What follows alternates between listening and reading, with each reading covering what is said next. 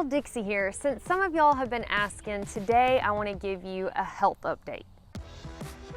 First things first, I got a little spot under my eyebrow biopsied yesterday.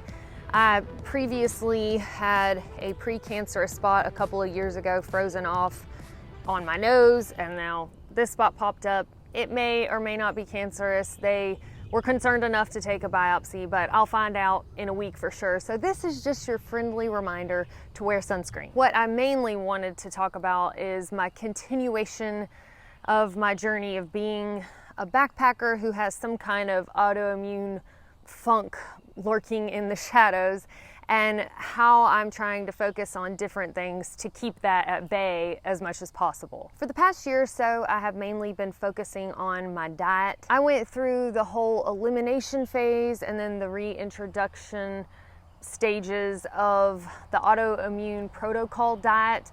Now, I'm not one that's into big fad diets or anything, but this is more about eliminating foods that can be inflammatory to us humans, and then slowly bringing them back and seeing if you yourself has a negative reaction to that particular food type. Thankfully, I was able to bring back all of the iffy foods successfully, like seeds and nuts, nightshades, eggs, and even dairy, although that one I'm considering cutting out again. But more days than not, I maintain this clean eating food style, basically whole foods as much as possible, minimally processed things, but I continue to avoid things like poor quality oils like peanut oil, canola oil, etc. I don't eat grains except for white rice in moderation, and recently I also tried certified gluten-free oats and did fine with that. And when I'm eating clean, I also don't have sugar, preservatives, or soy. But this has ebbed and flowed over the past little over a year or so. But again, more times than not, I am following this personal protocol. I've even managed to find a way to bring this lifestyle out to the trail when I go backpacking. That was a little bit of a challenge, but I have gotten comfortable with it. And at the end of this month in June, I'll get blood work done again to see how my ANA titer values look, if anything has improved since I had it done a couple of years ago. In addition to eating healthier, I've also started working out regularly in the last 6+ months, and I focused on cardio and weight training and started taking supplements like creatine, protein, and even a greens powder. I've also added sublingual NMN, and for those of y'all who are not familiar with it, it's just a powder that I take under the tongue sublingually. The overarching idea is that it's supposed to improve longevity, and I'm trying to live forever, y'all. I also recently got a portable sauna, which I have been loving. Since I got it, if I'm at home and not out backpacking, then I typically aim to do the sauna about 4 nights per week. And I notice that when I do the sauna, it seems to help me get a better night's sleep. I'm also wanting to get a chest freezer that I can modify like a DIY project and turn into a cold plunge type thing. So I have the cold plunge in the morning and the sauna at night, but that's still something that's just an idea and hasn't actually happened yet. So anyway, with all of these positive changes that I feel like I've made, improvements to my life and hopefully to my health, you can understand why I might be just a little bit frustrated when I started doing the Alabama road walk section of the Eastern Continental Trail and this strange rash started popping up on my legs. It didn't itch, it didn't hurt, but each day that I walked in a row, it seemed to get a little bit worse. But then if I took a day or especially 2 off, it was completely gone. But then once again, I'd get out there and the rash would pop up again. I haven't started any new detergents or anything like that. I thought that it might be from walking in grass to start with, because I was in some pretty high grass. But once I was out of the high grasses, it was still happening. I tried wearing shorts one day because I thought it might be my leggings, and although it wasn't as extreme, it was still there. I posted it on my Patreon, and some of the patrons suggested maybe it's a heat rash, but when I looked that up on Google, it doesn't seem consistent. It was a little splotchy on my feet too, which didn't concern me as much as when I started to see a little bit of rash appear right here on my cheeks.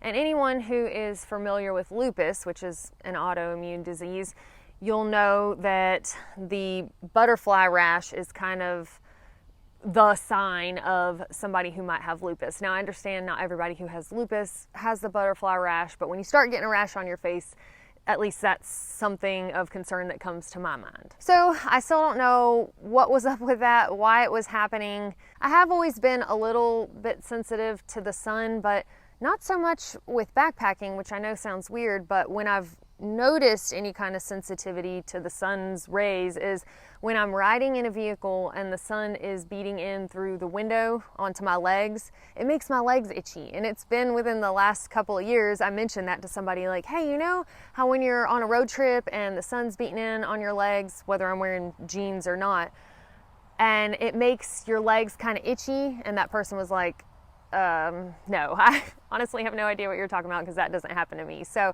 that's just another one of those weird symptoms that doesn't seem to be explained. But anyway, I will talk to my doctor about all of this when I go at the end of this month. But the main thing I wanted to talk to y'all about today is I noticed that even with all of these changes I've been making and even having the sauna, that I'm still waking up multiple times during the night. I just don't ever really get a good night's rest, which I've learned is not necessarily normal. It's always been normal for me, at least since I can remember sometime in college.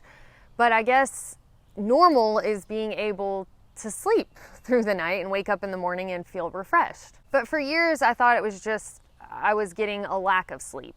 And sleep is something that I've also been focusing on, trying to make sure I get anywhere from 7 to 8 hours of sleep per night. So with all of these shifts in my life and making a point to sleep, I still didn't quite feel rested, and I was still waking up in the middle of the night. My sister Montana has sleep apnea, narcolepsy, and my brother DJ has narcolepsy. So I thought, you know what, I'm gonna get a sleep study done and just see if they can tell me what it might be. I certainly did not think that I had sleep apnea because I don't snore. I've never had anybody tell me that I quit breathing in my sleep. My weight is of a healthy value for me. And really the only symptom that I've ever had in all of this is I do feel somewhat tired during the day. But I stay busy. Like, I rarely just sit down and relax. So again, it's always felt normal to me. But what made me finally make the call to get checked and to do a sleep study, because I don't have insurance, so it's not something I was just chomping at the bit to do, is my Apple Watch. When I started going through my health data, I noticed that my oxygen was a little bit lower some nights than what the average normal oxygen saturation should be. There were a few times that it even dropped below 90 as the lower part of the range while I was sleeping. I think the lowest that my watch recorded was 86%. With the average being 95 to 100% for a healthy person, I decided it was time to go get checked. Apparently, after doing my sleep study, I learned that the Apple Watch was kind of painting a prettier picture than what was actually happening in my body.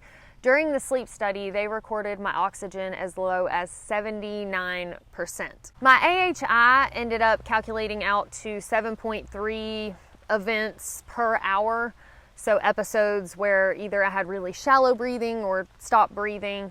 And even though that's considered mild, it's still not a good thing for you and can be taxing on your body, on your heart, lungs, brain, etc. Anyway, now I have a new piece of backpacking gear.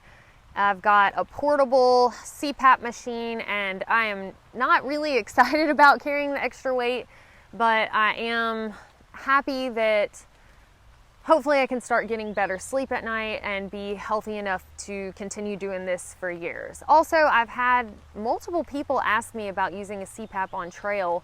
since I started this channel, and I've not been able to give personal experience with that. So now I'll be able to. I did sleep with my at-home CPAP for the first time last night, and I won't say it went super well, but I didn't want to pay for another sleep study with the CPAP like they recommend. So right now it's just set on auto. So they said with the fluctuation of the pressure, I could expect to be woken up by that potentially. And plus I think there's going to be some growing pains with getting used to having this thing on my face. So for this first 6 to 8 weeks, they'll collect data while I'm sleeping on auto mode, and then they'll have a better idea of where to set the pressure for me. So maybe in a couple of months or something, I'll finally get some good sleep. I know that these tests and treatments and supplements and all the stuff that I've mentioned in this video are not cheap, and it takes some work to save up and make it happen for me having no insurance. But I don't know if y'all have priced cancer lately or other debilitating or possibly deadly diseases, but I'm just trying to stay as healthy as I can and be proactive about this stuff so that I can continue doing what I love until I'm over 100 years old, hopefully. I've mentioned before that I have the goal of being the oldest person to thru-hike the AT someday. And I've been reading this book recently called Outlive by Peter Attia. I'm not sure exactly how to pronounce it, but it's Attia. And he talks about the centenarian decathlon and being able to do much more now than you'd like to be able to do at age 100, and trying to stay ahead of some of this stuff and treat it as early as possible. So that's what I'm doing. Anyway, I will keep y'all posted with any significant changes, but if you've got any suggestions, you've been through any of this same stuff, or if you're doing something to make sure that you can live to be 100 plus someday, then I'd love to hear about that in the comments below. Thank y'all so much for watching and for caring and asking how I'm doing, and we will see y'all next time.